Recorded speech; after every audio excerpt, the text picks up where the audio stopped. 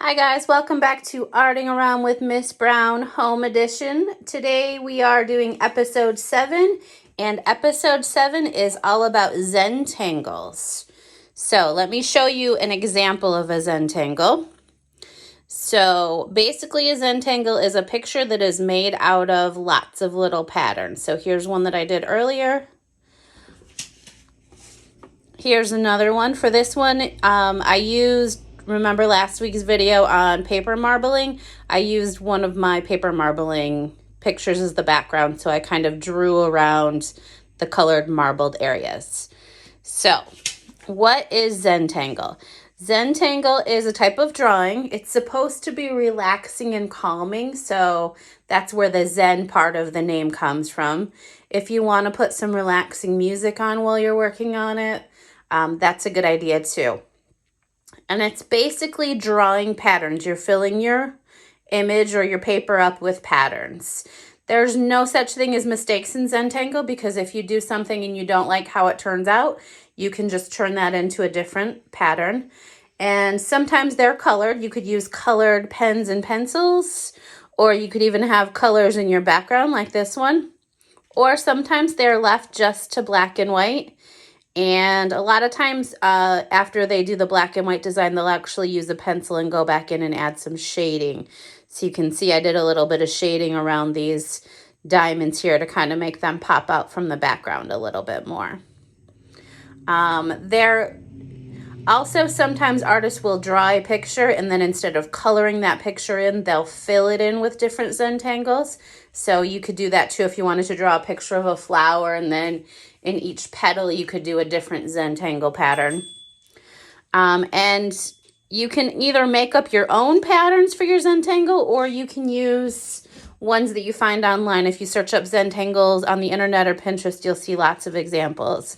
A lot of people like to do these adult coloring sheets, and if you notice, they're kind of made up of a lot of Zentangle patterns. So here's just a few examples of that. This is from an article by My Modern Met on Zentangles, so it shows you lots of cool examples. Here's one done with colored pens. And there's just another one in black and white. And that they just were practicing different patterns in each of the circles. And then here's one where they kind of colored in the flowers and then did Zentangles for the water can, the mountains. So there's lots of really cool examples. One place I like to look at for patterns is something called tanglepattern.com. So when you go to this website, it has the alphabet up here. And if you click on a letter, it'll just bring you up. It's all arranged alphabetically, all of the M patterns we're looking at.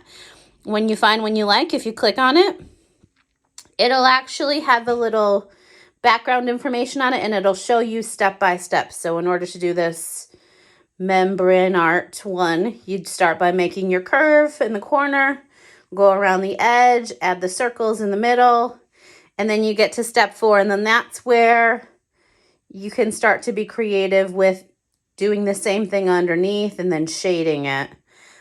So let me kind of walk you through the steps of a Zentangle, and we'll practice one together. So steps are over here, and then here's my paper that I'm going to work on. I'll put on this side. So the first thing that you usually do, and you don't have to follow these steps in order, like I said, you could start with a picture, but the first thing that you usually do is you'll do corner dots. So in each corner, you will draw a dot with your pen. And you could do it with pencil, but I like to do it with a black pen. I like that bold look. Then the next thing is to do a border. Instead of having to use a ruler and make a perfect border, I like to just connect my dots with curvy lines. So I'm going to keep doing that all the way around. I like to turn my paper a lot when I work. You can do that, or you can keep it straight. The next thing you're going to add are strings, and those are the areas that separate the middle into different sections. So you could do curved lines, you could do straight lines, you could add a zigzag. However you want to divide up your space is just fine. And then after that, the tangles, that's the tangle part of Zentangle, are the patterns. So in each section, you're going to do a different pattern. So I'm going to do one similar to that membrane one we just looked at. They started by drawing curved lines around the outside edge. So I'm going to go ahead and do that. And then they did circles on the inside. Like that. And so now I'm basically at step 4 there.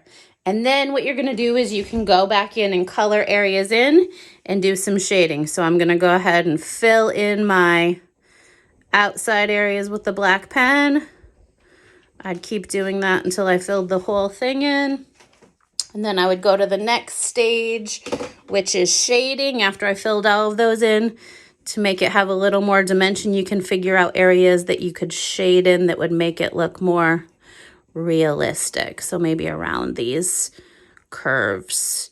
Okay, and then I would keep going, fill that one up, and keep Zentangling until I'm finished. Last step is an artist signature, so you can see the one I did that I did actually finish. I've got my initials down here in the corner.